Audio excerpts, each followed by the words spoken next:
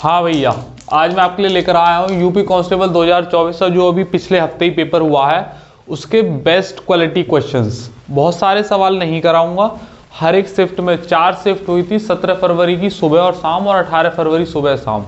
उसमें से जो अच्छी क्वालिटी के क्वेश्चंस हैं जो आगे रिपीट हो सकते हैं और जो सही मायने में आपको करने चाहिए, उन सवालों को आज मैं कराने वाला हूँ। तो आइएगा शुरू करते हैं अच्छी क्वालिटी के क्वेश्चन। सबसे पहला स्क्रीन पर सवाल ये रहा, पहले शिफ्ट वाइज कराऊंगा, 17 फरवरी 1, 17 फरवरी 2, शिफ्ट 1, शिफ्ट 2 और फिर 18 की। तो पहला सवाल करो, आप यहाँ देखो, मैं यहाँ अपनी स्क्रीन पर देखता हूँ।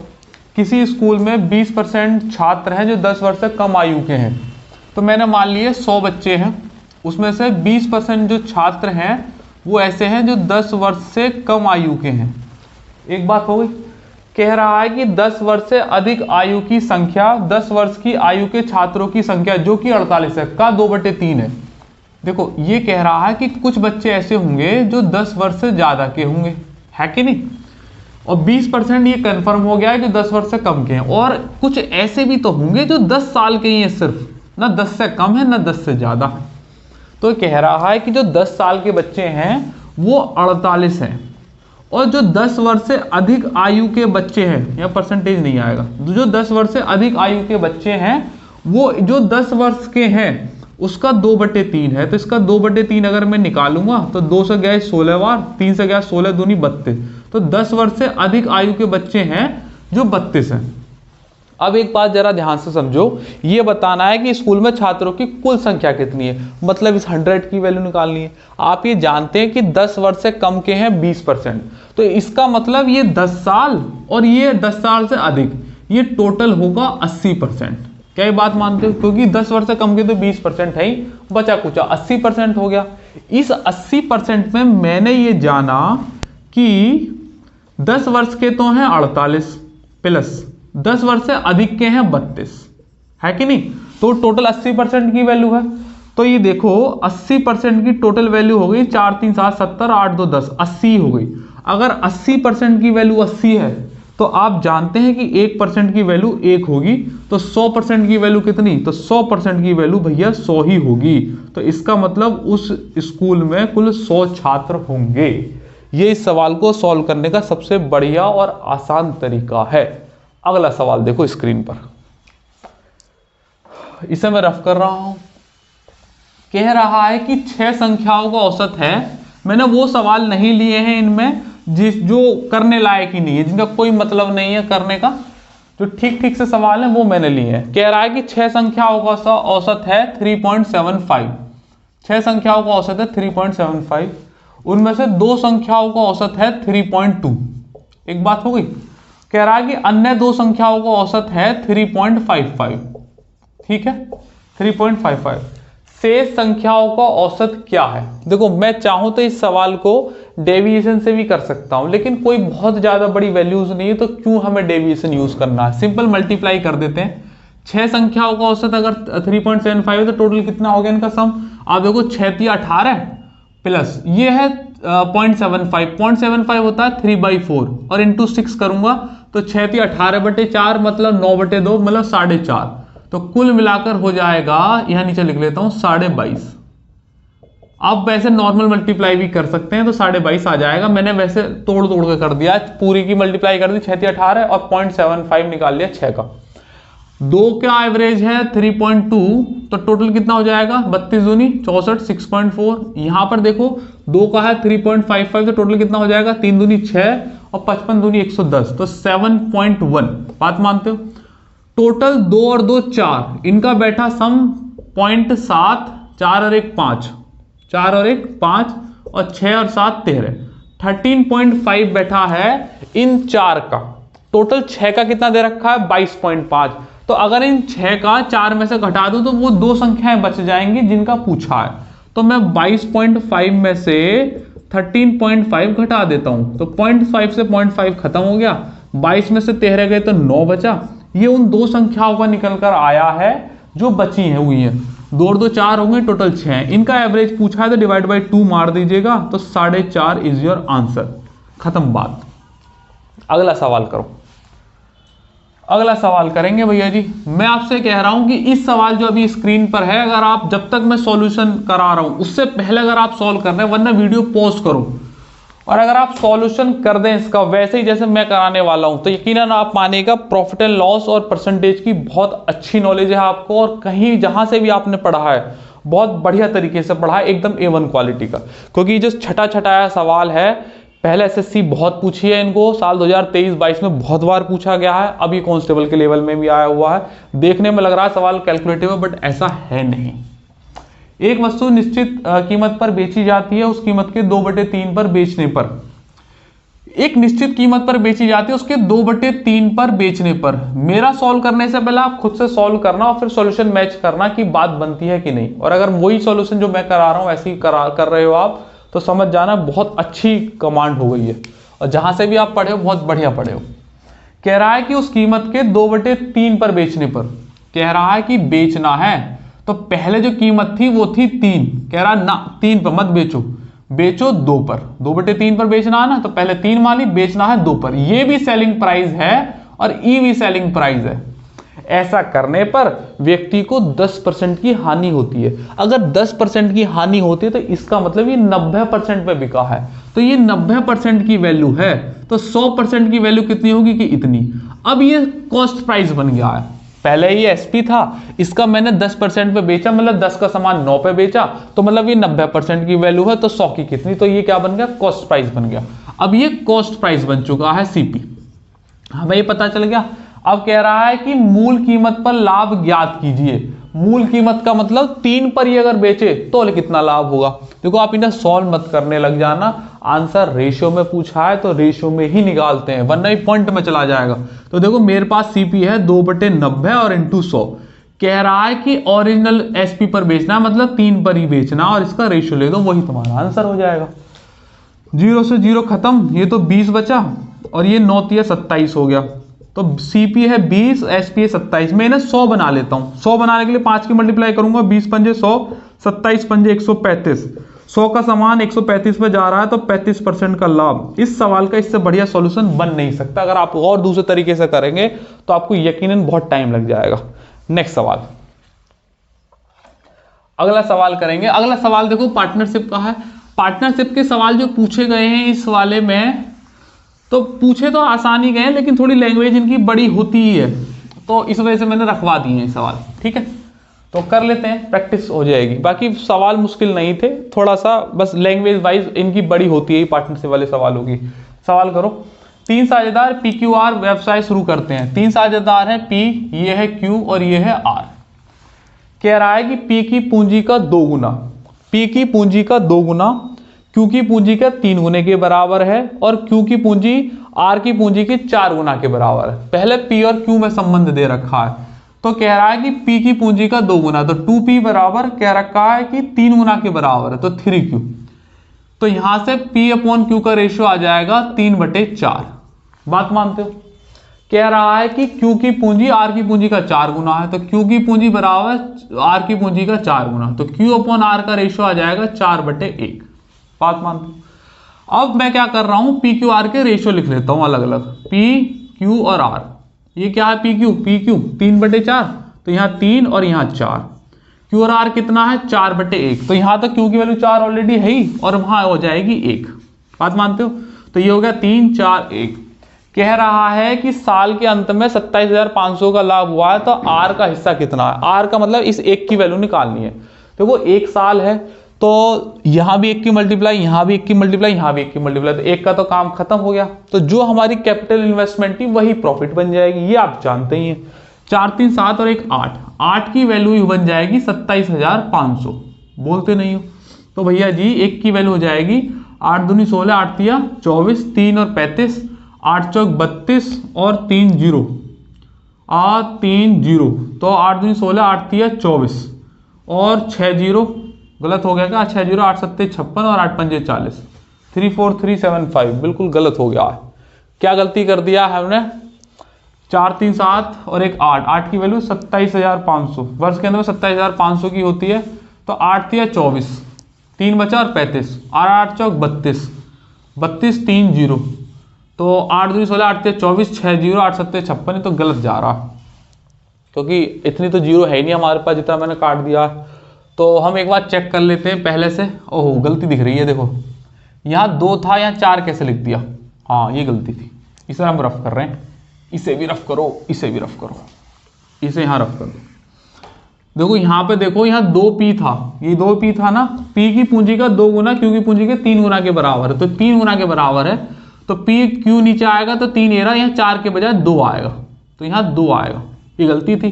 तो यहाँ 3 है, यहाँ 2 है, और यहाँ q की वैल्यू 4 है, तो q की वैल्यू 4 है यहाँ के, जबकि 2 है, तो मैं वैसे 2 की मल्टीप्लाई कर सकता हूँ, लेकिन एक स्टेप एक्स्ट्रा लिख लेते हैं। यहाँ 4 और 1 रेशियो बैलेंस आप करना जानते ही होंगे, तो यहाँ 4 लिख लो, यहाँ 2 लिख लो। वैसे मैं 2 की मल्टीप्लाई भी कर सकता था, लेकिन कोई बात नहीं। 3 चौक 12, 4 दूनी 8 और 2 एकम 2, 2 से काट दो भैया एक एक बार, 2 छिक्के 12, 2 चौक 8 और 2 एकम 2। अब वही बात आ गया PQR का 6 4 1, तो 6 4 10 और 1 11, 11 की वैल्यू हो जाएगी 27,500, तो 1 की वैल्यू हो जाएगी 11 दूनी 22 और 5 जीरो, और 5 और 5 और 11 पंजे 55, 2 zero as it is. R का पूछा है 1 की वैल्यू 2500, तो वही 1 की वैल्यू पूछी हुई है, तो 2500 is the correct answer, option number 4। R का हिस्सा पूछा है, और पी और क्यू का हिस्सा पूछता था 1 की वैल्यू 2500, तो 6 और 4 की भी निकाल देते। अगला सवाल करो, ठीक है भैया। 17 फरवरी का ये साथ आखिरी सवाल है, जिसमें मैंने 5-6 सवाल निकलवाए थे। ये बहुत अच्छा सवाल आया है मेंस्ट्रुएशन का। बाकी आपने मेंस्ट्रुएशन ठीक से पढ़ रखी होगी, तो कोई दिक्कत वाली बात है ही नहीं, हमने तो क्लास में बहुत सवाल कराए इस पर। व्रत का क्षेत्रफल दे रखा है 13.86 हेक्टेयर, 13.86 हेक्टेयर, ठीक है। कह रहा है कि 3.2 मीटर प्रति दर की दर से बाड़ लगाने का खर्चा, 3.2 की दर से बाड़ लगानी है, और 1 हेक्टेयर की वैल्यू दे रखी है 10,000 मीटर स्क्वायर, मुझे तो आप जानते ही हो। देखो ये जो 13.86 है ना, ये हेक्टेयर है एरिया का, तो मतलब ये वैल्यू दे रखी है व्रत में पाई आर स्क्वायर की, यहां से निकलेगी आर। कह रहा बाड़ लगाने का खर्चा, बाड़ होती है जो चारों तरफ लगती है खेत के, आप जानते हैं डंडे डंडे गाड़ देते हैं, उसे कहते हैं बाड़ को, तो मतलब सरकमफेरेंस पे लगेगा वो खर्चा, और वो खर्चा पर मीटर का 3.2 है, मतलब सरकमफेरेंस क्या होती है व्रत की 2 पाई आर। तो आप यहां से आर की वैल्यू निकालेंगे, इसमें डालेंगे, 3.2 की मल्टीप्लाई कर देंगे। हेक्टेयर का कोई रोल है ही नहीं, क्योंकि हेक्टेयर की वैल्यू तुम्हें पहले से ही 10,000 मीटर दे रखी है, तो 10,000 की मल्टीप्लाई कर देंगे।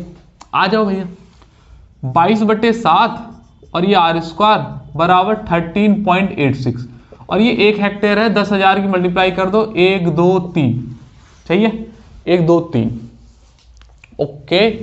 2 जीरो से 2 जीरो ये वाली खत्म हो गई, 11 दूनी 22, 11 कम 11, 2 और 28, 11 दूनी 22 और 11 छिक्के 66, 2 से भी काट दो ये 63 बार, तो आर स्क्वायर का मान आ जाएगा। देखो मैं इस 63 को लिख रहा हूँ 7 × 9, 7 9 63, और ये 7 कूद के वहां पहुंच गया, और ये 100 तो बचा ही है, तो यहां से आर की वैल्यू अगर मैं देखूं तो अंडर रूट चला जाएगा, तो 7 7 का तो 7 बार, 9 का 3 बार और 100 का 10 बार, तो आर की वैल्यू बहुत सुंदर निकल कर आ गई 210 मीटर, क्योंकि मैं मीटर में कर चुका हूँ हेक्टेयर का मल्टीप्लाई करके।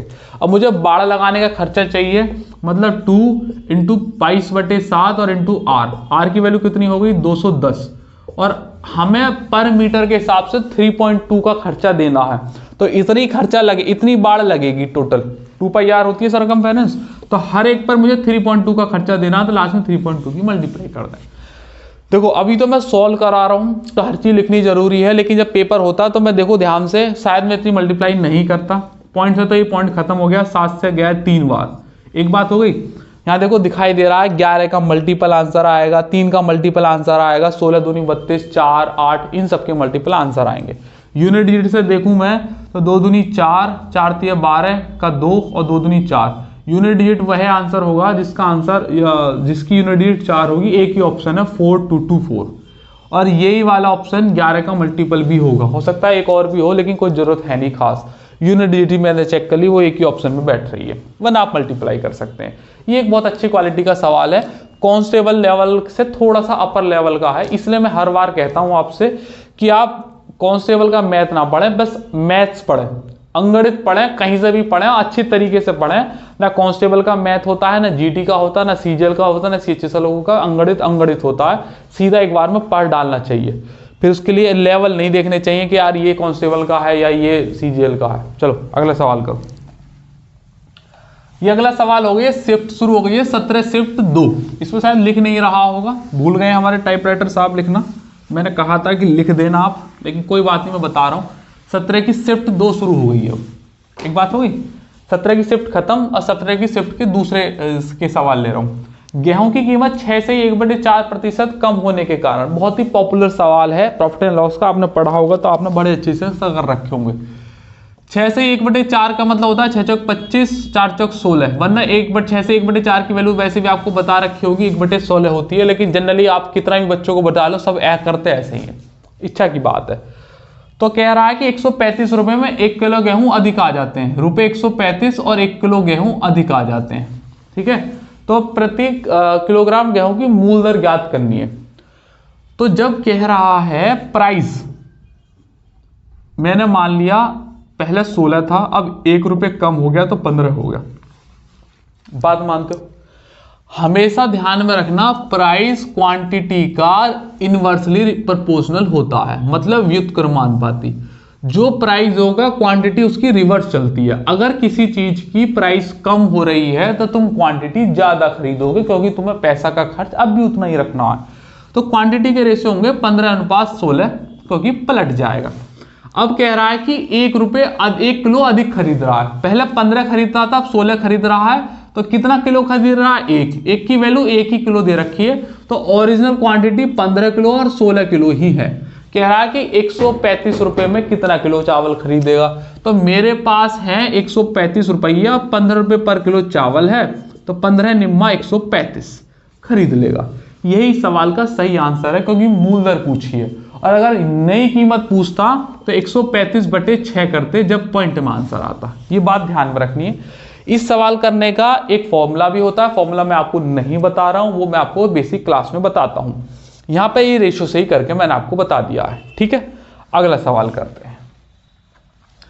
भैया जी बहुत ही बढ़िया, बहुत ही बढ़िया बढ़िया बढ़िया सवाल है।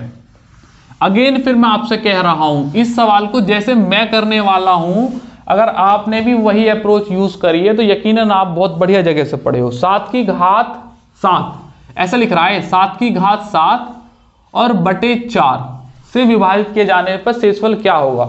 यकीन मानो आज सुबह के 7 बजे वाले बैच में ही मैंने ये वाला सवाल कराया है। वहां रिमाइंडर थ्योरम चल रही थी, उसमें मैंने ये वाला सवाल कराया है, और आज शाम को मैं यूपी कांस्टेबल के सवाल भी करा रहा हूं, इसमें भी यही सेम सवाल ही कराया था, क्योंकि जो हाल फिलहाल में पेपर होते हैं उनके मैं लेटेस्ट सवाल करा देता हूं। सुबह रिमाइंडर थ्योरम पढ़ाई थी 7 से 8 बजे बैच में, उसमें मैंने यही सेम सवाल आज कराया। इसका आंसर 3 आएगा, अभी सॉल्व करते हैं। तो आ जाओ, पहले सॉल्व ही कर देता हूं।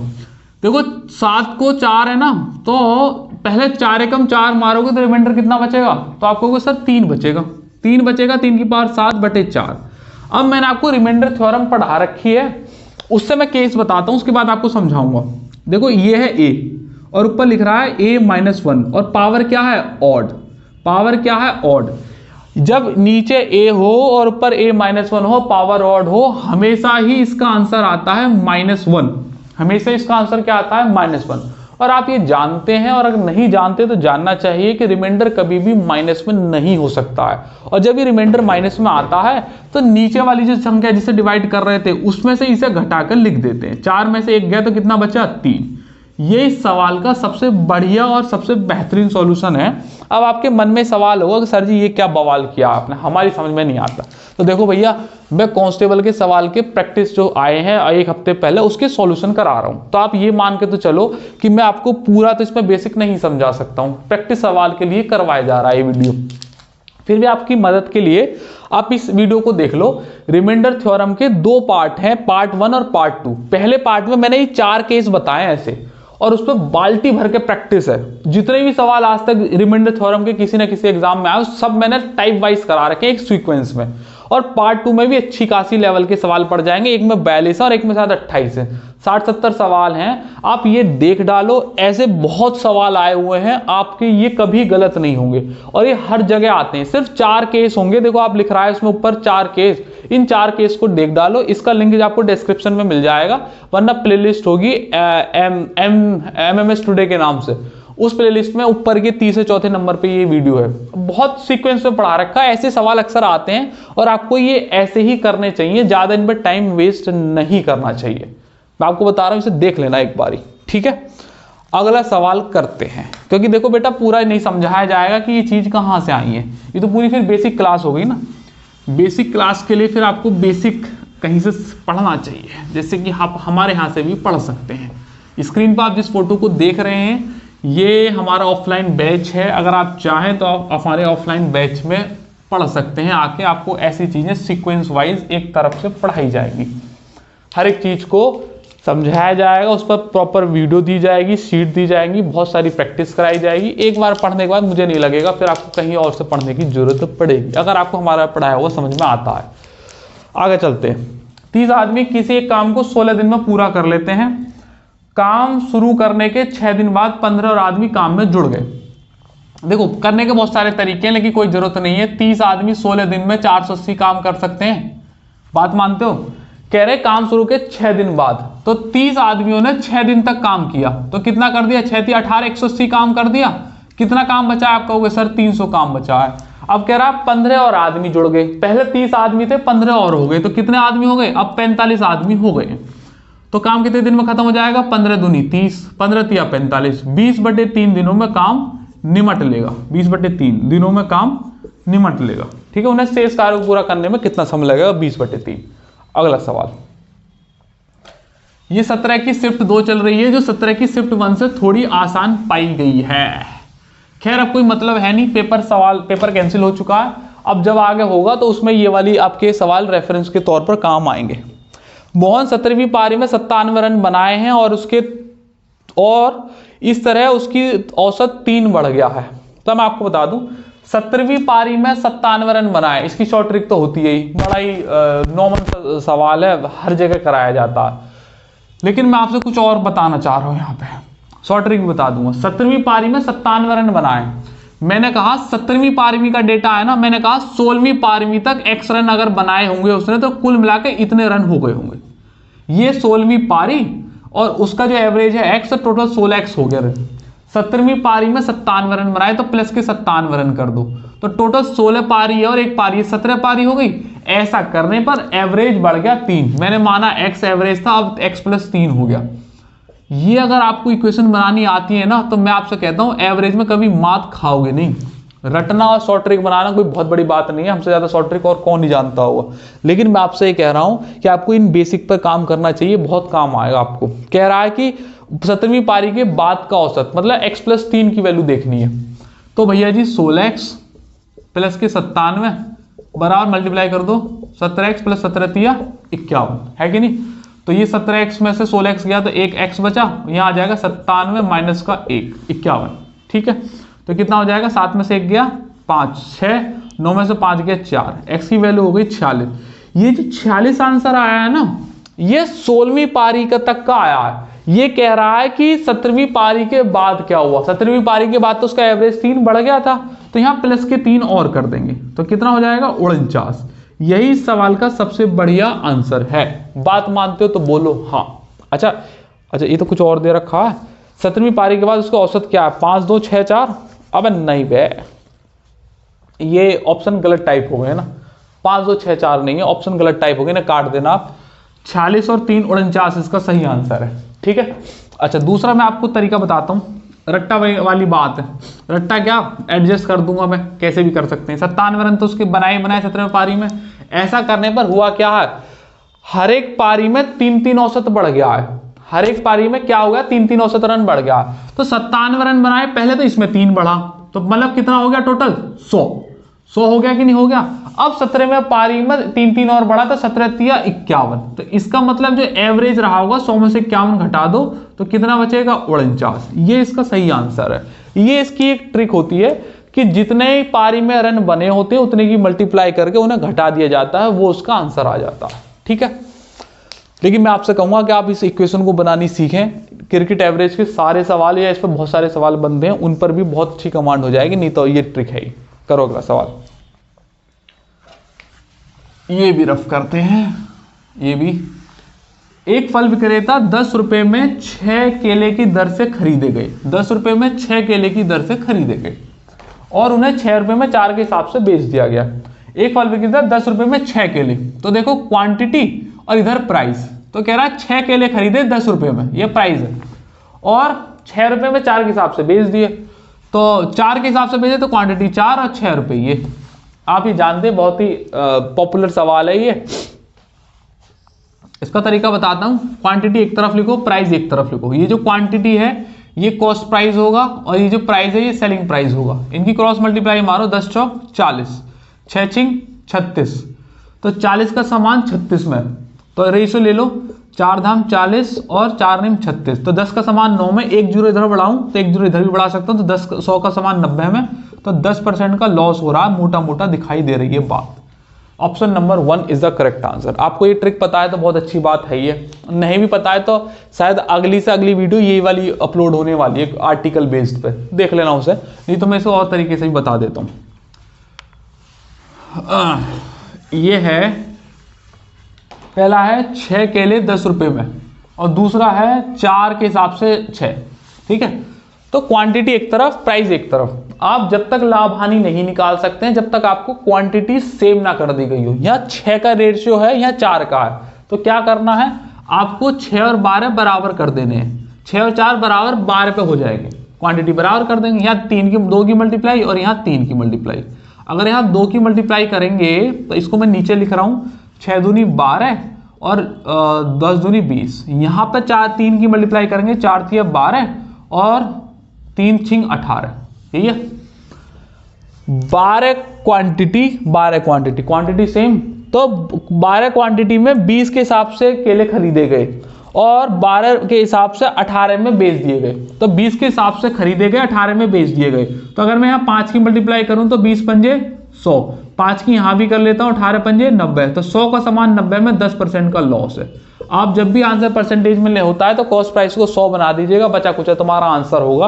ये चीज आपको एग्जाम में आगे लेकर जाती है, वरना तो आप 2 का डिफरेंस बटे 20 इंटू 100 कर सकते हैं। अगला सवाल रफ कर दूं, कर देते हैं। 2 वर्गों के परिमाप हैं 52 सेंटीमीटर। 2 वर्गों के क्या है परिमाप, 52 सेंटीमीटर है। इसको जरा हटाते हैं, इसे भी हटाओ, तुम सवाल करने पर ध्यान दो भैया, ठीक है। 2 वर्गों के परिमाप हैं 52 सेंटीमीटर और 20 सेंटीमीटर। 2 वर्ग हैं, आप जानते हैं, ये रहा वर्ग और एक ये रहा वर्ग। इसका परिमाप है 52 और इसका परिमाप है 20 सेंटीमीटर। तीसरे वर्ग का परिमाप ज्ञात करना है जिसका वर्ग इन दोनों के क्षेत्रफलों के वर्गों के अंतर के बराबर है। तो तीसरा आपको बताना, इसका परिमाप बताना है जिसका जो क्षेत्रफल है इन दोनों के वर्गों के क्षेत्रफल के अंतर के बराबर है। मतलब इसका जो एरिया है ये जो एरिया है 3, तीसरा वर्ग है ना, ये पहला और ये दूसरा, तो इसका एरिया A1 का और डिफरेंस है A2 के एरिया के बराबर है। परिमाप निकालने के लिए आपको साइड चाहिए और साइड होती है परिमाप की, इसकी वर्ग की A, तो परिमाप होता है 4A। एक बात क्लियर हो गई। अच्छा, वर्ग की 4 भुजाएं बराबर होती हैं, तो आप जानते ही होंगे। तो अगर इसका परिमाप है 52 तो इसका मतलब 4A की वैल्यू दे रखी है 52, तो एक की वैल्यू कितनी हो गई 13। तो ये भी 13, ये भी 13 और ये भी 13 और ये भी 13। अगर साइड 13 है तो एरिया कितना हो गया A1 का, आप जानते हैं एरिया होता है वर्ग का भुजा स्क्वायर, तो 13 का स्क्वायर हो गया 169 सेंटीमीटर स्क्वायर, वो तो आप लिख ही लेंगे। ऐसे ये वाला, ये मान लीजिएगा दूसरा वाला है, तो ये 4B की वैल्यू मैंने मान ली 20, तो B की वैल्यू हो जाएगी 4 पंजे 20, तो एक साइड हो गई 5 5 5 और 5 की। अगर साइड 5 है तो इसका एरिया कितना होगा A2 का, भुजा का स्क्वायर 5 पंजे 25। ये कह रहा है कि जो इसका एरिया है वो इन दोनों के एरिया के डिफरेंस के बराबर है। तो इसका मतलब A1 माइनस A2 169 माइनस 25, 169 में से 25 जाएंगे तो 144 होता है। अगर भुजा एरिया होता है भुजा का स्क्वायर, तो इसका मतलब भुजा का स्क्वायर बराबर 144, तो भुजा कितनी हो गई 12 का स्क्वायर होता है तो भुजा हो गई 12। परिमाप पूछा है तो 12 12 और 12, 12 चौके 48, 4 होता है परिमाप, 48 centimetre is the correct answer, option number A. सवाल बहुत ज्यादा मुश्किल नहीं है, बस आपको बेसिक नॉलेज है वर्क की, आपने पढ़ी होगी, उस पर सवाल बनाया हुआ है। अगला सवाल भैया जी, बहुत ही बढ़िया सवाल, बहुत ही बढ़िया, बहुत ही सुंदर। कौन सी वार्षिक किस्त है जो 12% साधारण ब्याज पर 3 वर्षों में 1260 रुपए का कर्ज उतार देगी? अभी कुछ दिन पहले या 10 या 15 दिन पहले कांस्टेबल के पेपर से पहले मैं ऐसा ही इंस्टॉलमेंट पर वीडियो डाली थी। यकीन मानेगा इस वीडियो को आप जरूर देख लेना, इसका लिंक आपको डिस्क्रिप्शन में मिल जाएगा। आज तक ऐसा ही इंस्टॉलमेंट में जितने भी सवाल बने हुए हैं वो इस वीडियो में आपको मिलेंगे और बहुत अच्छी खासी प्रैक्टिस मिलेगी, बेसिक से समझाया जाएगा और सारे एग्जाम के सवाल इसमें होंगे। एक तरफ से लगाओ और फटाफट प्रैक्टिस करते जाओ। अगर आपने नहीं पढ़ी है इंस्टॉलमेंट तो पूरी देख लेना, और आपने पढ़ रखी है तो प्रैक्टिस के हिसाब से 2x पे लगा के देख लेना, और आपको नए सवाल प्रैक्टिस के लिए मिल जाएंगे। वही उसमें से एक सवाल उठकर यहाँ आ गया है। तो साधारण ब्याज है 12% रेट है, कुल देना है 1260 रुपए का ब्याज और 3 वार्षिक किस्तों में, ठीक है।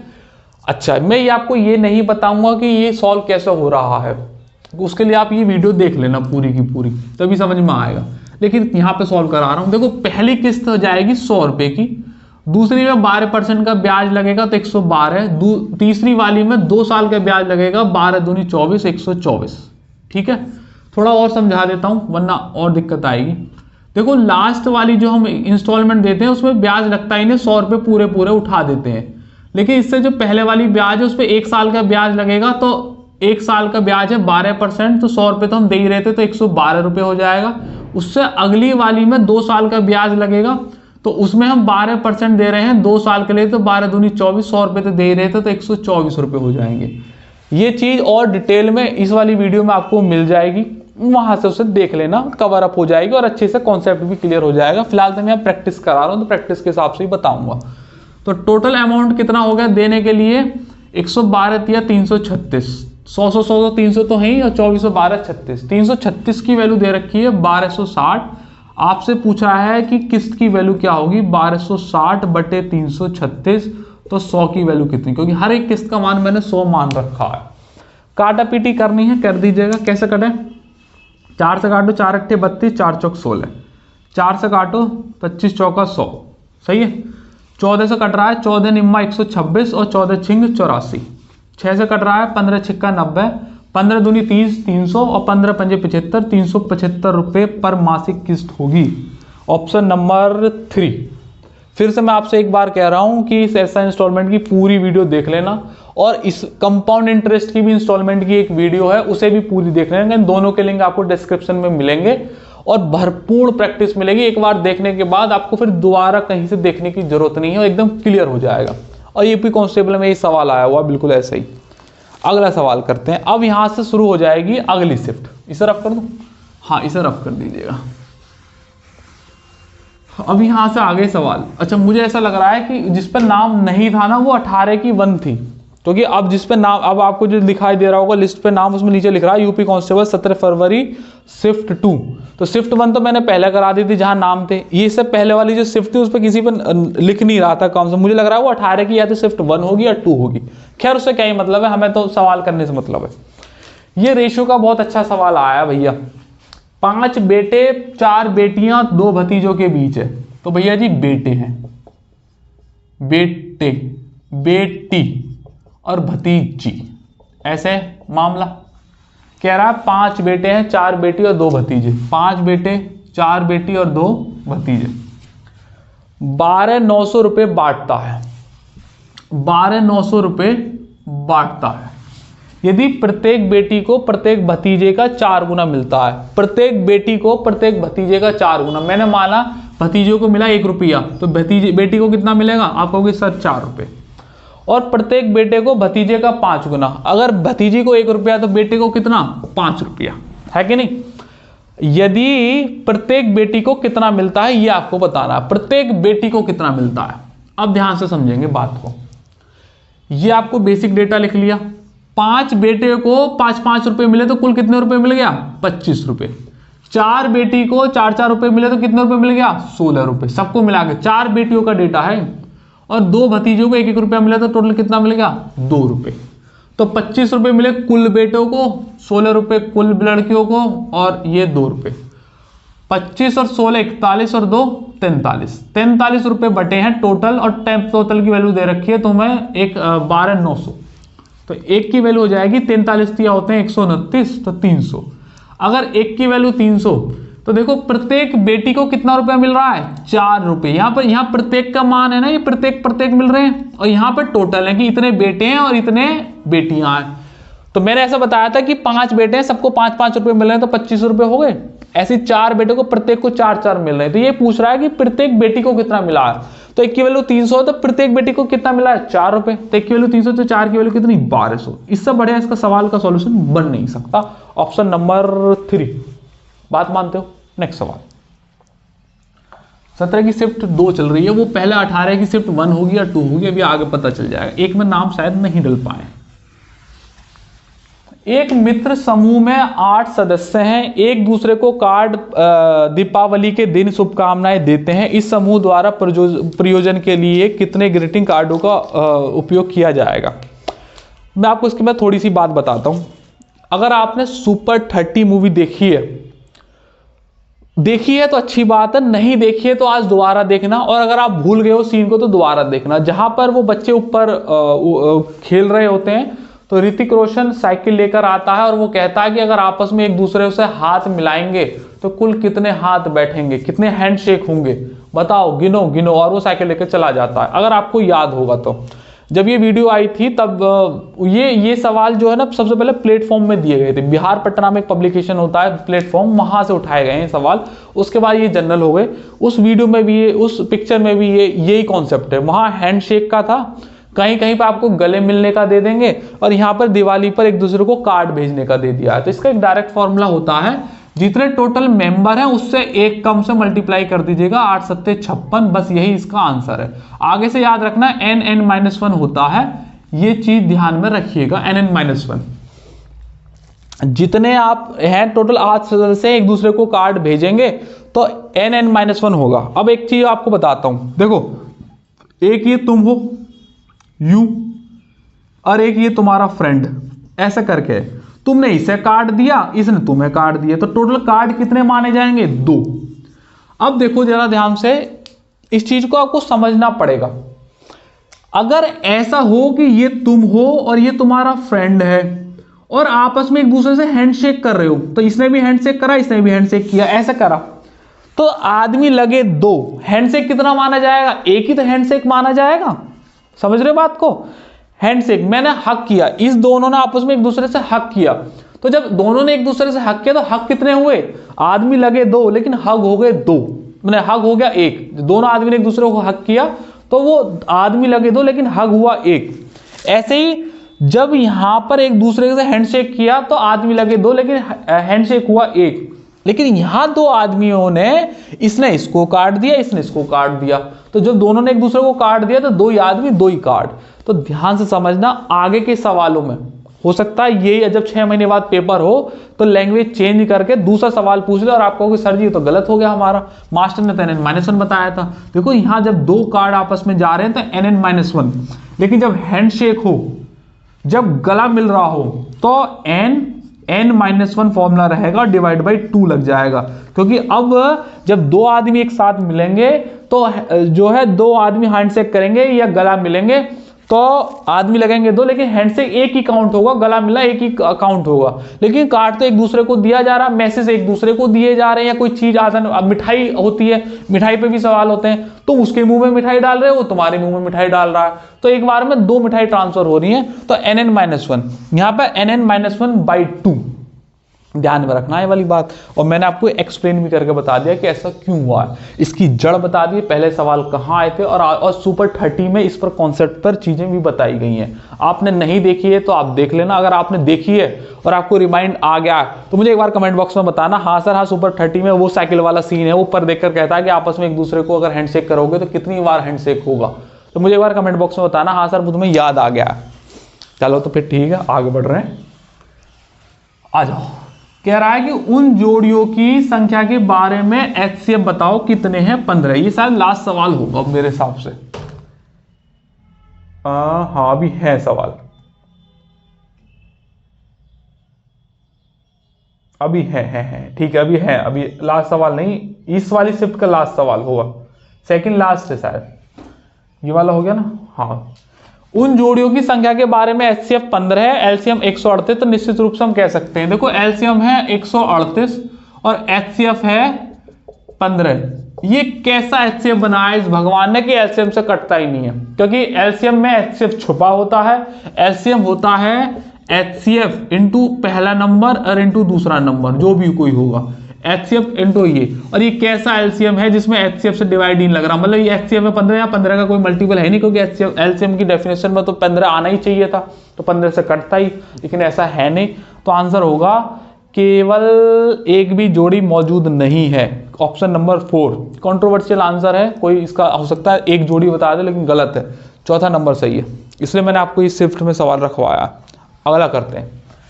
एक गांव में हैजा के कारण 10% लोगों की मृत्यु हो गई है। मैंने मान लिया गांव में 100 आदमी थे और 10% आदमी ऑफ हो गए, ठीक, हैजा के कारण। शेष लोगों में से 25% लोगों ने गांव छोड़ दिया, तो जब 10% ऑफ हो गए तो मेरे पास बचे कितने, 90%। इसके 25% मतलब 1/4। अगर 1/4 करूंगा तो 45/2 का आधा 22.5 आदमी बचे, खत्म हो गए, मतलब 1/22 खत्म हो चुके हैं। फिर जनसंख्या घटकर 20-25 रह गई है। तो मैं आपको एक बात बताता हूं, जैसे ही मैंने आपको करा ना 100 में से 10%, तो बचे 90, 90 का 1/4, फिर 22/4। अब बच्चा क्या करेगा, 90 माइनस 22.5 करेगा, फिर घटा के लिखेगा, एग्जामिनर की जीत हो जाएगी। नहीं, ऐसे फालतू काम नहीं करने। 10% तो मर ही गए, तो बचे ना 90, और 90 में से भी 1/4 मतलब 25% लोगों ने गांव छोड़ दिया। और जब 25% 90 के चले गए तो बचे कितने, तो आप कहोगे सर 75% बचे हैं, तो ये 75% की वैल्यू है। अब गांव में सिर्फ इतने आदमी रह गए, क्या कितने रहे कि 20-25 आदमी रह गए। तो गांव में मूलतः रहने वाले लोगों की संख्या, मतलब 100 का मान निकाला, काटा पीटी मचा दो, 25 या 75, 25 चौकू 100, 3 से काटो, 3 से काटो, 3 छिंग 18, 2 और 3 सत्ते 21, 3 पंजे 15, बोलते नहीं है। 9 से भी कट रहा है, 9 से काटोगे 9 सत्ते 63 और 9 पंजे 45, ठीक है। तो ये एक जीरो रह गई है यहाँ पे, तो एक की वैल्यू हो जाएगी 75 और ये 4 वहां और ये 0 मतलब 10 यहाँ। अगर एक की वैल्यू इतनी है तो 100 की वैल्यू कितनी, तो इंटू कर लो 100, ये खत्म हो गया। 75 दूनी 150, 150 दूनी 300, 300 तो है ही और एक जीरो और 3000 उस गांव में आदमी थे जो इस तरीके से चले गए। तो 3000 option number A is the correct answer. अगला सवाल आ जाओ भैया जी, ये है 11 परिणामों का औसत है 50। अगेन वेरी इंपॉर्टेंट सवाल है डेविएशन का। शायद मुझे लग रहा है डेविएशन पे वीडियो नहीं बनी है, भैया डेविएशन पे वीडियो तैयार करवाओ जल्दी, हम लेकर आएंगे सेशन आपके लिए। बात यह है क्लास के चलते टाइम मिलता नहीं है ज्यादा, इस वजह से रह जाती है। 11 परिणामों का औसत है 50, 11 परिणामों का औसत है 50। यदि पहले परिणाम का औसत है 51, पहले 6 का परिणाम का औसत है 51 और अगले 6 का परिणाम का औसत है 59, तो छठवां परिणाम बताएं। देखिए फिक्स पैटर्न का सवाल होता है, दो तरीके होते हैं, 11 की 50 में मल्टीप्लाई करो, 6 की 51 में, 6 की 59 में। जैसे वो स्टार्टिंग में एक सवाल था, डेटा छोटा था तो मैंने कर दी। अब यहाँ आपको डेविएशन से करके दिखाता हूँ, वैसे तो कर ही लोगे। 11 की 50 में मल्टीप्लाई करो, 6 की 51 में करो, 6 की 59 में करो, दोनों को जोड़ो 6 और 11 में से घटा दो, वही आपका आंसर है। वरना मैं डेविएशन से बताता हूँ, आपकी कैलकुलेशन लगभग 0 हो जाएगी। 50 से 51 हो गया है कि नहीं, कितना बढ़ गया आपको कि सर 1 बढ़ा प्लस का, कितने आदमियों पर, 6 पर, या 6 संख्याओं पर, तो प्लस का 6 का डिफरेंस आना चाहिए। ये 50 से 59 हो गया, कितना बढ़ गया आपको कि सर 9 नहीं प्लस का 9 हुआ, कितने पर, 6 पर, तो 9 छिक्का 54 प्लस के 54 हो गया। ओवरऑल का डिफरेंस कितना आया, तो आपको 54 और 6 60 का आया प्लस के में। पहले 11 का 50 था ही, अब प्लस के 60 और आ गया, दोनों को जोड़ दो, 6 5 11 110 is the correct answer. Calculation नाम मात्र की है, इस पर वीडियो है नहीं, मैं डेविएशन को पूरा डिटेल में समझा दूंगा, बहुत अच्छे से समझ में आ जाएगा। वरना आपको अभी नहीं समझ में आ रहा है तो आप सीधा सीधा मल्टीप्लाई कर लो, वहां से भी कर सकते हैं। अगला सवाल, रफ कर देते हैं इसे। ये 17 की शिफ्ट 2, ये वेरी इंपॉर्टेंट और थोड़ा सा कैलकुलेटिव सवाल दिखता है। अगर आप इसे सवाल को करेंगे तो हो सकता है अटक जाओ, या हो सकता है आपको लगे कि कैलकुलेशन बहुत ज़्यादा है, लेकिन है नहीं। सॉल्व करने का तरीका देखेंगे। त्रिभुजाकार क्षेत्र का आकार आधार उसकी ऊंचाई से 3 गुना अधिक है, तो उसकी ऊंचाई से 3 गुना अधिक है, मतलब ये बेस है और ये हाइट है। मान लीजिएगा अगर ये x है तो ये 3x ना हो गया बेस। वही तो कह रहा है कि आधार उसकी ऊंचाई से 3 गुना है, तो ऊंचाई मैंने x मान ली तो वो 3x मान लिया। वैसे 1 और 3 के रेशो से भी कर सकता था, लेकिन x 3x ही मान लो। कह रहा है कि खेत की जुताई 24.68 रुपए प्रति 100 मीटर स्क्वायर के अनुसार 333.18 रुपए है, तो कुल इसका आधार ज्ञात करना है, मतलब 3x की वैल्यू ज्ञात करनी है। आंसर 3 का मल्टीपल होगा, तो तीसरा ऑप्शन तो हो नहीं सकता। 60, 90, 30 हो सकता है। एक त्रिभुज का क्षेत्रफल होता है 1/2 आधार मतलब 3x इंटू ऊंचाई x बराबर, कह रहा है 24.68 है 100 मीटर स्क्वायर का, तो इतने का खर्चा कितना। तो जो 333.18 है ना, ये टोटल एरिया का खर्चा दे रखा है। तो मैं आपसे कह रहा हूं कि 333.8 ये 24.68 की वैल्यू थी, तो भैया 100 की कितनी, यही तो आंसर बैठेगा। अगर आपको ये चीज समझ में नहीं आ रही तो मैं दोबारा समझा देता हूं। ये कह रहा 333.8 है कुल खर्चा, और वो जो चार्ज कर रहा है वो कर रहा है 100 रुपए, ये 100 मीटर स्क्वायर का 24.68, तो इतने रुपए का कितना करेगा। मतलब ये जो 333.18 है ना, ये टोटल खेत पर खर्चा लगा है। दोबारा से समझाता हूं। ये कह रहा है कि 24.68 रुपए का खर्चा, ये जो 24.68 रुपए है ये 100 मीटर पे लग रहा है, 100 मीटर स्क्वायर पे, तो ये एरिया हो गया। तो मैं कह रहा हूं 1 रुपए का खर्चा कितना होगा, तो आप कहोगे सर 100/24.68, तो मैं कह रहा हूं कि इतने रुपए का 333.18 का कितना होगा, तो इतने की मल्टीप्लाई कर दो। ये जब 1 रुपए का खर्चा इतना है तो टोटल खर्चा कितना, ये टोटल एरिया निकला क्या आ गया हमारा। ऐसे समझा दिया, नहीं तो डायरेक्ट लिखना आना चाहिए। टोटल कॉस्ट को गिवन कॉस्ट से डिवाइड मार देते हैं, और जो 100 रुपए था वो तो खैर कटने के लिए 0 से 0 कट जाएंगे। टोटल कॉस्ट को गिवन कॉस्ट से डिवाइड कर देते हैं। अब देखो पॉइंट से पॉइंट खत्म, एक बात हो गई। 2 से इसे काट दो 12 और ये 34, 3 से काट दो इसे 1 1 1 और 3 6 18, ना जाने की 0 3 6 18। और भी कुछ कर सकता है क्या, बड़े लंबे लंबे डिजिट है। 2 से और काटो इसे, 2 से गया कितना 6 और 2 से 17 बार, 2 पंजे 10, 1 2 पंजे 10, 2 पंजे 10 और 2 3 6 है कि नहीं। बस अब टूट गया सवाल। मुझे पता होती है 17 निम्मा 153 होता है और 6 निम्मा 54 है, 54 और 1 55, क्योंकि 153 का 1 बच रहा है, तो सीधा सीधा पता चल गया ये 9 बार कटेगा। x और x स्क्वायर की वैल्यू आ जाएगी 9 इंटू 100, तो x की वैल्यू हो जाएगी अंडर रूट में 9 इंटू 100, तो 9 का अंडर रूट 3 बार, 100 का अंडर रूट 10 बार, तो x की वैल्यू हो जाएगी 30। अगर x की वैल्यू 30 है, आपसे पूछा था आधार कितना है, 3x का मान पूछा था, 3 की मल्टीप्लाई कर देंगे तो 30 3 90। Option number B is the correct answer. अरे बोलते नहीं है खसमो। अगला सवाल करेंगे, रफ कर दूं। कह रहा है कि एक राशि को 3 वर्ष के लिए एक निश्चित दर पर साधारण ब्याज पर रखा गया था, है कि नहीं, और अगर 2 वर्ष अधिक पर रखा होता, एक राशि को 3 वर्षों के लिए एक निश्चित दर पर रखा गया था, अगर 2 वर्ष अधिक पर रखा गया होता तो 420 रुपए अधिक मिलते। मैं कह रहा हूं जितने रुपए अधिक पर रखा गया है उतने ही रुपए अधिक मिलेंगे भैया जी। तो भैया ये कह रहा है 3 वर्ष को 2 वर्ष अधिक पर रखा गया, 2% अधिक पर रखा गया, तो 3 दूनी 6% की वैल्यू हो जाएगी, टोटल 420, तो 6 सत्ते 42, 1 की वैल्यू 70, तो 100 की वैल्यू 70,000, 7,000 जाएगी यहाँ पर 7,000। ऑप्शन नंबर बी, जितना ज्यादा होता है उतने की वैल्यू उतने के बराबर कर देते हैं, वही आंसर है। आसान सवाल था। अगला करेंगे शिफ्ट का, शायद ये आखिरी सवाल होगा शिफ्ट का 2। मैंने पार्टनरशिप के सवाल ज्यादातर ऐड करवा दिए, क्योंकि लंबी लैंग्वेज होती है, बच्चा लंबी लैंग्वेज देखकर डर जाता, लेकिन सवाल से डरने की कौन जरूरत नहीं है, आसान सवाल क्लास में आपको कराए जाते हैं। करोगे भैया इस अगले सवाल को। PQR ने प्रत्येक ने 20-20 हजार रुपए का निवेश करके शुरू किया, तो भैया P है, ये Q है और ये R है। कह रहा है कि सबने 20-20 हजार रुपए निवेश किए, तो 20 हजार तो इसने लगाए, 1 2 3, इसने भी 20,000 रुपये लगाए, 1 2 3, इसने भी 20,000 रुपये लगाए, 1 2 3। एक बात हो गई। 5 महीने के बाद पी ने 5,000 रुपये निकाल लिए, जैसा कहे वैसा करो। 5 महीने के बाद मतलब 5 महीने तक तो इसे इतना ही ब्याज मिलेगा। 5,000 रुपये निकाल लिए, अब कितने बच गए? 15,000 रुपये। और अब 5 महीने तो ये चले गए, तो कितने दिन तक चला है ये? वर्ष के कुल अंत तक, मतलब 1 साल के लिए चला है। 5 महीने का ये हो गया, तो 7 महीने का बचेगा, 7 5 12। कह रहा है कि क्यों ने 4,000 रुपये निकाल लिए, तो 5 महीने में तो इतना ही मिलेगा। 4,000 रुपये निकाल लिए तो कितने बचे? 16,000 रुपये, और ये 7 महीनों का। एक बात होगी।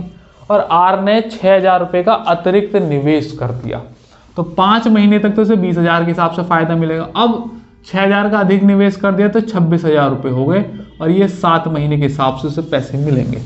एक बात हो गई। लास्ट में कुल लाभ है 34,950, कुल लाभ है 34,950। तो पी का हिस्सा बताना है, मतलब इस पी का बताना है भैया का।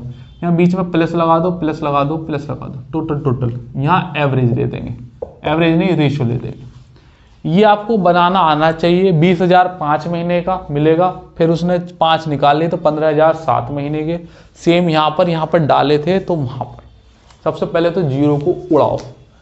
ये देखो 4 जीरो नहीं, 3 जीरो तो कटी रही है। 3 zero 3 zero 3 zero 3 zero 3 zero 3 zero, इन पर कोई कैलकुलेशन नहीं करनी, और बाकी सॉल्व करके लिख लो। 20 पंजे 100, ठीक, 15 सत्ते 105, तो टोटल यहाँ ऐसे कितने रुपए मिलेंगे? 205।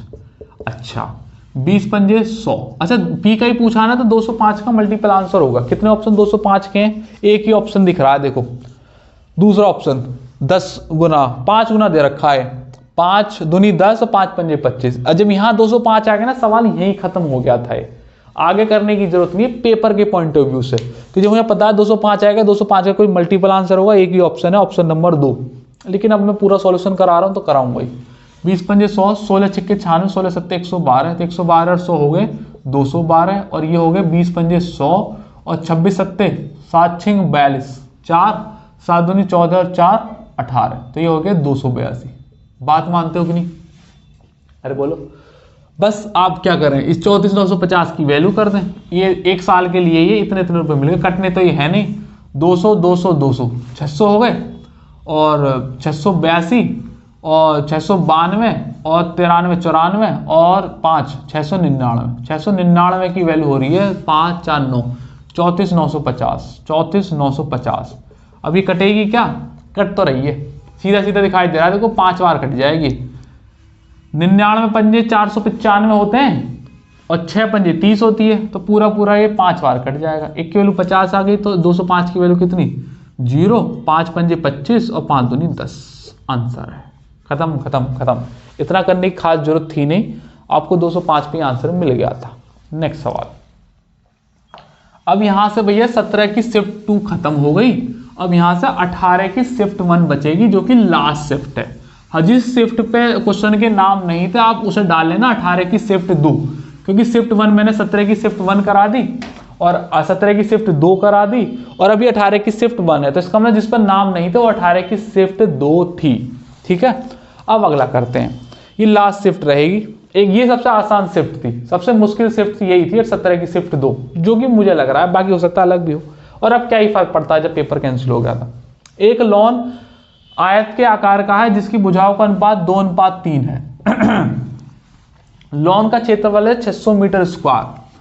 तो आप जानते हैं कि जो आयत है उसका क्षेत्रफल है 600 मीटर स्क्वायर, तो लॉन की चौड़ाई बतानी है। मतलब ओह, सवाल में तो ऐसा कुछ बोला ही नहीं है कि ये लंबाई है कि चौड़ाई है। देखो सवाल में ऐसा कहीं बोला है, एक लॉन के आयत का आकार है जिसकी भुजाओं का अनुपात है 2:3, तो कौन ही जाने कि कौन सी लंबाई है कौन चौड़ाई है। लेकिन स्टैंडर्ड रेशियो ये होता है L/B का, तो मैं ऐसा मान लेता हूं कि लंबाई है 2 और चौड़ाई है 3, और चौड़ाई पूछ रहा है, तो ये 2x मान लो और ये 3x मान लो। तो एरिया होता है आयत का लंबाई गुणा चौड़ाई, तो ये हो जाएगा 3 दूनी 6x स्क्वायर। 6x स्क्वायर की वैल्यू दे रखी है 600, तो एक की वैल्यू हो जाएगी ये खत्म। x स्क्वायर की वैल्यू हो जाएगी 100, तो x की वैल्यू कितनी? 10। अच्छा, मैंने इतने टाइप लिखे हैं, आपको समझाने के लिए डायरेक्ट भी किया जा सकता है। 3 दूनी 6 की वैल्यू 600, 1 की वैल्यू 100, तो तो वो स्क्वायर में आती है तो अंडर रूट हो जाएगा 10। ऐसे भी कर सकते हैं, लेकिन समझाने के लिए तो कर दिया। 1 की वैल्यू 10 हो गई तो 3 की वैल्यू कितनी हो जाएगी 30, इसकी वैल्यू कितनी हो जाएगी 20। ये पूछिए तो 30 इज द करेक्ट आंसर, जबकि इसमें दे ही नहीं रखा है 30 ऑप्शन में, तो फिर इसका मतलब ये रहा होगा 20 को माना है इसने, चौथा ऑप्शन मान लो। क्योंकि देखो मेरा एक तो 20 आ रहा है, एक 30 आ रहा है, इसने ऐसा मेंशन किया ही नहीं है कौन सी लंबाई कौन सी चौड़ाई, मैंने स्टैंडर्ड के हिसाब से मान लिया L × B। तो 30 जब तो ऑप्शन में है नहीं तो 20 ही आंसर होगा, खत्म बात। आसान सा सवाल था। अगला करो, इस सवाल को भी कर देंगे। अच्छा, ये अगला सेशन इसी टाइप पर आने वाला है। जब मैंने कांस्टेबल का सवाल करवाया था ये पेपर सॉल्यूशन क्लास में, तो बच्चों ने कहा था कि सर एक बार इसको और करा देना, थोड़ा सा डाउट सा लगता है इसमें। तो वैसे मैंने क्लास में करवा दिया था, लेकिन एक बार फिर से इस पर वीडियो सॉल्यूशन आपको बहुत जल्दी आ जाएगा, चेक करते रहिएगा। अगर आप चैनल पर नए हैं तो चैनल को सब्सक्राइब कर देना, आपको पता चल जाएगा नए सेशन कब भी आएंगे। जो भी कोई सेशन आएगा पूरा कंप्लीट होगा, उसमें आपको फिर आगे पीछे कहीं देखने की जरूरत नहीं, शुरू से लेकर एंड तक पूरा एक्सप्लेन किया जाएगा। एक वस्तु को 25% के लाभ पर बेचा जाता है, मैंने कहा 100 है, 25% के लाभ पर बेचा मतलब 125 पर बेचा। यदि 20% कम पर खरीदा होता तो मतलब कितने में खरीदा होता 80 पर, तो 12.6 रुपये कम का में बेचता तो 30% लाभ होता। क्रय मूल्य बताना। अब एक बात ध्यान से समझो, ये जो 12.6 रुपये है ना, इसको तो अभी ड्रॉप करो। 25% के लाभ पे बेचा मतलब 125 पे बेचा, ये सेलिंग प्राइस है। अब 20% कम में खरीद रहा है तो 80 में खरीद रहा है, कह रहा है 12.6 रुपये कम में बेचा होता तो 30% का लाभ होता। अब जो क्रय मूल्य है ये ना रहा 80 बन गया, क्योंकि 20% कम में खरीदा है। अब तो 80 रुपये पे से काम चलेगा उसका, उसकी जेब से 80 रुपये गए, उसके 30% लाभ पे बेचता है वो, तो 80 का 30% लाभ मतलब 130 पे बेच दूं तो 13 कितना हो गए 104 रुपये। अब ये नया सेलिंग प्राइस आ गया, जबकि ये सेलिंग प्राइस पहले से ही था, तो कितने रुपए कम में बेच दिया। तो आप कहोगे सर कितने रुपए में कम में बेच दिया, 21 रुपये कम में बेच दिया। 21 रुपये कम में बेच दिया, हाँ 21 रुपये में बेच दिया, जबकि बेच कितने में रहा है 12.6 में। अगर 21 की वैल्यू 12.6 तो 1 की वैल्यू कितनी हो गई, इसे हटा के अगर मैं देखूं तो 21 छक्का 126 0.6, तो 1 की वैल्यू 0.6, तो 100 की वैल्यू कितनी, पॉइंट से 0 खत्म हो जाएगा, 60 आ जाएगा आंसर, खत्म बात। Option number A. ये प्रॉफिट एंड लॉस का थोड़ा सा कंफ्यूजिंग सवाल है, बहुत जल्दी मैं इस पर एक सेशन बना दूंगा। कम समझ में आया होगा थोड़ी देर इंतजार कर लो, वरना तो मैंने बहुत प्रैक्टिस कराई रखी है और आपने भी कहीं से करी रखी होगी। ये सवाल आए थे इसलिए मैंने डलवा दिया। जो दूसरी बार में जो लाभ होता है ना वो इस वाली सीपी पर निकाला जाता है, उस वाली पे नहीं। बस यही सवाल का कंफ्यूजिंग पॉइंट होता है, बार बार बच्चा 100 पे निकाल देता है। जब बाद में उसने कह दिया कि 20% कम में खरीदा तो 80 पे कैलकुलेशन करेगा ना, तो नई कॉस्ट प्राइस हो गई। लेकिन वो पूछ रहा है वस्तु का क्रय मूल्य क्या, वस्तु का क्रय मूल्य तो 100 ही था, पहले भी 100 ही रहेगा। एक और करेंगे सवाल, ये भी पार्टनरशिप का ही सवाल है। मैंने पार्टनरशिप के ज्यादातर सारे सवाल लिए हैं क्योंकि बड़ी लैंग्वेज के होते हैं, बच्चा डरे नहीं। अभिषेक, विमल और चिन्मय साझेदारी में शामिल होते हैं। तो अभिषेक, चमन, विमल है, विमल और चिन्मय साझेदारी में शामिल होते हैं। अभिषेक विमल के 3 गुना अधिक निवेश करता है। जो अभिषेक है वो विमल से 3 गुना अधिक निवेश करता है। एक बात हो गई। और कह रहा है कि विमल चिन्मय के द्वारा किए गए निवेश का 2/3 करता है। जो विमल है वो चिन्मय जितना करेगा उसका 2/3 कर देगा। एक बात हो गई। वर्ष के अंत में लाभ है 5500 रुपया, 5500 रुपया। तो चिन्मय का लाभ बताना, मतलब सी की वैल्यू बतानी है आपको। बात मानते हो, चिन्मय का हिस्सा। तो मान लो चिन्मय करता है 3, तो इसका 2/3 विमल करेगा तो मतलब 2 करेगा, 3 का 2/3 कर दोगे। बात मानते हो। और उसका 3 गुना ये अमन करेगा, तो 3 गुना करेगा तो 3 दूनी 6। इतना रुपए लाभ हो गया, इतने रुपए का लाभ का हिस्सा हो गया। एक वर्ष के अंत में पूछा है तो एक एक की मल्टीप्लाई करेंगे तो कोई आंसर पे फर्क आना नहीं है। जो कैपिटल इन्वेस्टमेंट है वही हमारा प्रॉफिट बन जाता है। तो भैया जी यही हमारा लाभ है। 6 3 9 2 11, 11 की वैल्यू 5500, 1 की वैल्यू हो जाएगी 11 पंजे 55, 500। पूछा क्या है, चिन्मय का हिस्सा। चिन्मय मतलब 1 की वैल्यू 500, तो 3 की वैल्यू कितनी 1500। खत्म बात। Option number D. ठीक, अगला करेंगे। हम ऑलमोस्ट अपने एंड पर आ चुके हैं, लास्ट 2 सवाल और बचे हैं। 18 की शिफ्ट 1 के, बस उसके बाद इस चारों शिफ्ट खत्म। मैं आपको उसके बाद कुछ और चीजें बताऊंगा। मिहिर और दीप्तेश के बीच 1301 रुपये बांटिए। मिहिर और दीप्तेश 1301 रुपये बांट दीजिएगा। ठीक है, 7 वर्ष के बाद मिहिर की राशि और 9 वर्ष के बाद दीप्तेश की राशि बराबर है। इसकी 7 वर्ष के बाद, इसकी 9 वर्ष के बाद राशि बराबर है और 4% की दर से संयोजित है। एक बात हो गई। संयोजित का मतलब कंपाउंडेड काउंट कर रहे हैं। और मिहिर का हिस्सा बताना है। ये सेम सवाल है हमारी क्लास का कराया हुआ, सेम डेटा पर 1301 है, इसका आंसर आएगा 676 आएगा। सेम रिपीटेड सवाल है हमारी सीट का, बस वहां पर मिहिर और दीप्तेश नहीं, कुछ और लिखा हुआ है। देखो मैं आपको बता दूं, ये 7 वर्ष के बाद मिल रहा है, 9 वर्ष के बाद मिल रहा है। तो इस 7 वर्ष और 9 वर्ष में से 7 तो कॉमन ही है, तो वो तो कट ही जाएंगे, तो 2 साल का बचेगा। और 2 साल के अगर गैप में 4% है तो 4% की फ्रैक्शन वैल्यू होती है 1/25। तो पहले साल में 25 से 26 अमाउंट मिलेगा, तो दूसरे साल में क्या होता है, इसका स्क्वायर हो जाएगा। तो 625 और 676, मतलब ये कौन है, महेश है और ये दीप्तेश है, इसको मिलेगा 625, इसको मिलेगा 676। तो किसका पूछा है, मिहिर का हिस्सा। अच्छा ये मिहिर है, तो मिहिर का हिस्सा 625 और इसका 676। अब मैं आपको एक बात बता दूं, मिहिर का हिस्सा ज्ञात करना है, 7 और 9 वर्ष के बाद राशियां बराबर होंगी। अब देखो जो ये रेशियो आए ना 625 676, ये टोटल की वैल्यू कितनी हो गई, ये टोटल को अगर जोड़ोगे तो 1301 ही बैठेगा। 1301 की वैल्यू 1301 है। लेकिन यहां देखो, यहाँ मिहिर का 625 आ रहा है जबकि दीप्तेश का 676 आ रहा है। आना चाहिए इसके रिवर्स, क्योंकि आंसर में 625 तो वैसे भी नहीं है। तो मैं आपको एक बात बताता हूं, जब इसका 7 वर्ष का हिस्सा बराबर था, मैंने मान लिया 7 वर्ष का इसका है, इसका 9 वर्ष का हिस्सा बराबर है दीप्तेश का, तो जब m/d की वैल्यू निकालोगे तो 9/7 आएगी। 9/7 नहीं आएगी, तो जो 9 दीप्तेश की थी वो तो चलेगी महेश को, और जो ये क्या नाम है इसका, मिहिर नाम है, जो 9 साल दीप्तेश की थी वो तो चली गई मिहिर को, और दीप्तेश को चली गई 7 साल जो कि थी महेश को। तो ये पलट जाती है जब वो काम करते हैं। तो इसी वजह से जो भी रेशो आता है, जो 676 आया है, इसको तो मान लेंगे मिहिर का और 625 को मान लेंगे दीप्तेश का। ये बात आपको ध्यान में रखनी है। या फिर ऐसा समझो, मोटा मोटी रिपीटेड सवाल होता है, जितने सालों का गैप होता है ना, 2 साल का गैप है तो 2 साल पे चक्रवर्ती ब्याज निकाल दो गिवन रेट का, ऐसा समझ लो।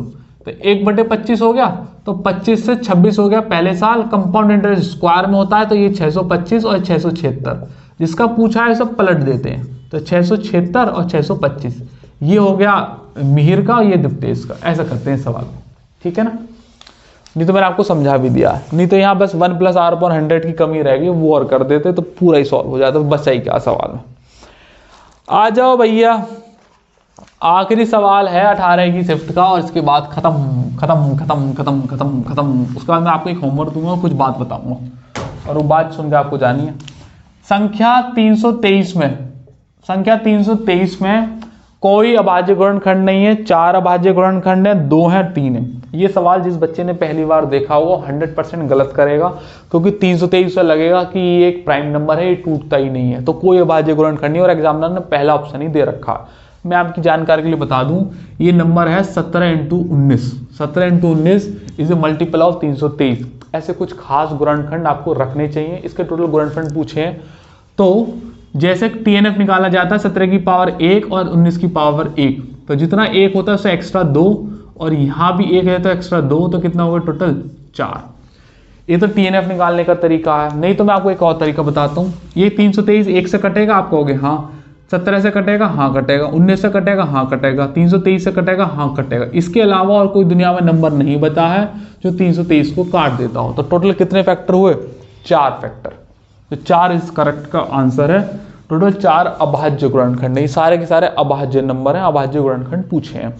कुछ ऐसे खास तरीके के नंबर होते हैं जो एग्जामिनर निकाल के रखता है, आपको लिस्ट याद होनी चाहिए। जैसे मैं कुछ लिख देता हूं आपके सामने, जैसे 323 याद रखना 17 × 19, ये आखिरी सवाल था ना, हाँ बस ये आखिरी सवाल है, इसके बाद अब कोई सवाल नहीं। इसके बाद मैं आपको कुछ चीज बताऊंगा, याद रखना। जैसे कि 161 है, ये 23 × 7 होता है, एक बात हो गई।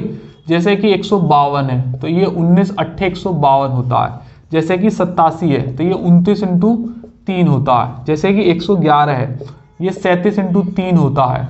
जैसे कि 1001 है, ये 13 इंटू 7 और इंटू 11, 13 7 91 और 9 इतना होता है। एक बात हो गई। और 323 और जैसे कि 216 है, ये होता है 24 निम्मा 216, ठीक है। एक होता है 36 छिक्का 216, एक होता है 27 अट्ठे 216, 8 7 56, 8 दूनी 16 और 5 21। ये 216 के 3 होते हैं, 24 निम्मा 216, 36 छिक्का 227 इंटू 8, 111 करा दिया, 1001 करा दिया, 87 करा दिया, 152 करा दिया, 161 करा दिया। 161 कई बार रिपीटेड है, 323 रिपीटेड है। एक 185 होता है 37 इंटू 5, ये भी कई बार रिपीटेड है, ठीक है। और एक और होता है शायद 231 होता है। तो देखो ये लिख रहा है 7 21 2 7 21, हाँ यही होता है 33 इंटू 11, तो 11 इंटू 3 और इंटू 7।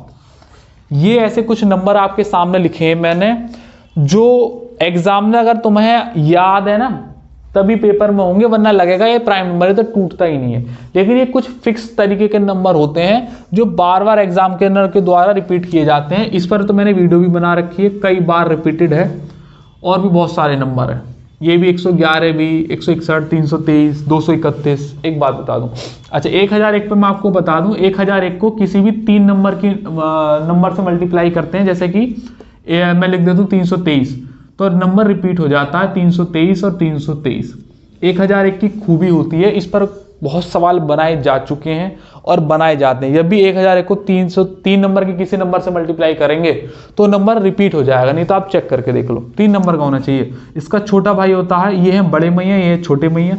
छोटे मैया मतलब 2 डिजिट कर लेंगे, जैसे मैंने लिख दिया 23, तो ये नंबर हो जाएगा 23 तो 101 को जब 23 से मल्टीप्लाई करते हैं तो नंबर बार बार रिपीट हो जाता है, 2 बार, मतलब पुनरावृत्ति हो जाती है। 2 नंबर का कोई भी लो, 101 से मल्टीप्लाई करो। इस पे भी मैंने वीडियो बना रखी है, लिंक डिस्क्रिप्शन में होगा, देख लेना। एक बात हो गई। दूसरा, अगर आपको मेरा पढ़ाया वो पसंद आता है तो आप हमारा ऑफलाइन बैच ले सकते हैं। आपको ऐसी चीज सीक्वेंस में पढ़ाई जाएंगी, एक तरफ से सारी चीजें एक बार में टाइप वाइज और with practice, with sheets, with video solution आपको मिलते रहेंगे। जैसे टॉपिक कराया तुरंत वीडियो सॉल्यूशन मिल गया, तुरंत शीट मिल गई, अब भरपूर प्रैक्टिस करा दी। जो भी नए सवाल है वो तुरंत आपको दिखाते रहे। और अगर आपको पढ़ाया पसंद आता है तो हमारा ऑफलाइन बैच ले सकते हैं। ये तो खैर अलग बात होगी, तो अपना प्रमोशन हो गया हमारा। सीट्स मैंने आपको कराई दी है। मैं आपको एक इंपॉर्टेंट बात बताता हूँ। देखो 17 फरवरी का शिफ्ट 1 करा दी, 17 फरवरी की शिफ्ट 2 करा दी, थोड़ी सी मुश्किल थी। और 18 फरवरी की शिफ्ट 1 करा दी और 18 फरवरी की शिफ्ट 2 करा दी। एक बात हो गई। ये चारों शिफ्ट मैंने करा दी।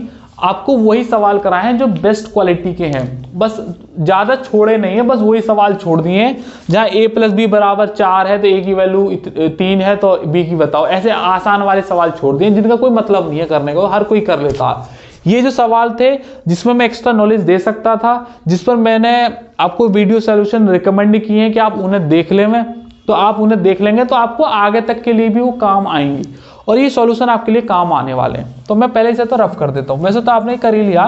तो मैं आपको एक बात बता दूं, देखो अगर आप यूपी कांस्टेबल की तैयारी कर रहे हैं, अब आप जानते हैं यूपी कांस्टेबल तो कैंसिल हो गया है और अब से 6 महीने बाद की डेट दी है। अब कौन जाने कि 6 महीने बाद ये कराएंगे या और फिर एक्सटेंड कर देंगे, या क्या वजह है। ये भी आप तो खुद भी समझ रहे होंगे कि जो यूपी कांस्टेबल है इन्होंने सिर्फ ये जो इलेक्शन आ रहे हैं सर के, इसकी वजह से इन्होंने कैंसिल किया, जिससे बच्चे का माहौल ना बिगड़े और उनके लिए कह दिया जाए कि चलो अब 6 महीने बाद है, क्योंकि बीच में इलेक्शन है और इलेक्शन के बाद क्या परिस्थिति बन जाए ये तो कोई नहीं जानता। इस वजह से इन्होंने 6 महीने के बाद दे दिया है। अगर आप यूपी कांस्टेबल की तैयारी करने वाले हैं तो मैं आपको बता दूं, अब आपके पास जो 6 महीने है ना, इसमें एक बार मैथमेटिक्स पूरा पढ़ डालो, या जो भी आपको वीक पॉइंट है वो आप पूरी पढ़ डालो। और ये जो सवाल आए इस साल के, ये रेफरेंस के तौर पर लो। ऐसे सवाल नहीं आएंगे पेपर में दोबारा, लेकिन इसके जैसे आएंगे सिमिलर। आपको पेपर का लेवल पता चल गया, आपको ये पता चल गया कि कैसे सॉल्यूशन होते हैं और आपने अब तक कैसे पढ़ रखा था और यहाँ सॉल्यूशन आपको कैसे मिले। तो आपको इसका आइडिया लग जाना चाहिए कि अगले 6 महीने में मैं क्या स्ट्रेटेजी करूं, कैसे पढ़ूं कि मुझे आगे 6 महीने के बाद दिक्कत ना हो। तो सबसे पहले फॉरमोस्ट रूल बनाओ। अगर आप यूपी कांस्टेबल की तैयारी कर रहे हैं तो मेरी तरफ से रिकमेंडेड है कि एक बार पूरा मैथ्स का सिलेबस खत्म कर डालो, 6 महीने हैं, अगर शुरुआत से भी करोगे तो 3 से 4 या 5 महीने में मैक्सिमम खत्म हो जाता है। तेजी से करोगे, 2 बैच एक ही तरीके के ले लोगे तो 3 महीने में या 2-2.5 महीने में खत्म हो जाएगा। बाकी तुम्हारी कैपेसिटी पे डिपेंड करता है। उसके बाद प्रैक्टिस सेट लगाओ सिर्फ और सिर्फ, और कहीं जाने की जरूरत नहीं है। पलक झपकते ही 6 महीने खत्म हो जाएंगे और आपका दूसरा पेपर भी आ लेगा। और अगर इस बार 100 से कम सवाल सही थे या 105 110 सवाल कम सही थे तो यकीनन ये गुड साइन नहीं है। अगले पेपर में आपके कम से कम 120 से 125 सवाल या 130 तक सवाल सही होने ही चाहिए। ये मैंडेटरी है। 100 से कम है, 100 के आसपास कहीं मंडरा रहे हो तो you are not and good stage. तो better to work on your weakness. सबसे पहले मैथ्स पे काम करो, फिर रीजनिंग पे काम करो, फिर जीएस, हिंदी और इस तरीके से। मैथ्स के लिए मैंने आपको बता दिया 6 महीने है, पूरा मैथ्स एक बार रिवाइज कर डालो। इन सवालों को रेफरेंस के तौर पर लो और देखो कि क्या कमी थी कि हम सवालों को कहीं नहीं कर पा रहे थे। कंटेंट की कमी थी, सॉल्यूशन अच्छे नहीं थे, जहां से पढ़े उसने ये सारी चीजें डिटेल में नहीं पढ़ाई। तो अभी समय है कहीं ऐसी जगह से पढ़ो जहां वो पूरी चीजें डिटेल में पढ़ा दें, और एक बार पढ़ के खत्म कर दो और फिर सीधा प्रैक्टिस मारो बस। और कोई सॉल्यूशन नहीं है। ओवर द टाइम ये चीज पकती रहेगी और 6 महीने में अगर यूपी कांस्टेबल ही टारगेट है तो इन सवाल को रेफरेंस के तौर पर ले जाओ और फिर अपनी तैयारी को इन्हीं के साथ पकाओ। एक तरफ फटाफट अपना सिलेबस रिवाइज करो और प्रैक्टिस सेट मारते रहो बस। इससे ज्यादा और कुछ भी जरूरत नहीं है। ठीक है भैया जी, चलिएगा। बेस्ट क्वालिटी क्वेश्चन ठीक हो गए। मैंने आपको अगले 6 महीने का तरीका बता दिया कि अपना पेपर आगे आपको कैसे करना है, और क्या पता 6 महीने बाद हो या ना हो, आगे भी हो सकता है, उतना समय आपको मिल जाएगा। और ये कुछ चीजें बता दी, साथ के साथ कुछ वीडियो आपको रेकमेंड कर दी, उनके लिंक आपको डिस्क्रिप्शन में मिल जाएंगे, उन्हें जरूर देख लेना प्रैक्टिस के तौर पर, और आपको उसमें नई इंफॉर्मेशन जरूर मिलेगी। चैनल पर नए हैं तो उसको सब्सक्राइब कर देना, इस वीडियो को लाइक करना, शेयर करना, और मुझे कमेंट बॉक्स में बताना आपको इसके सॉल्यूशन कैसे लगे, और वो 3 सुपर 30 वाली बात। ठीक है, चलिए आज के लिए इतना ही रखते हैं, फिर जल्दी मुलाकात करेंगे नए सेशन के साथ। जय हिंद।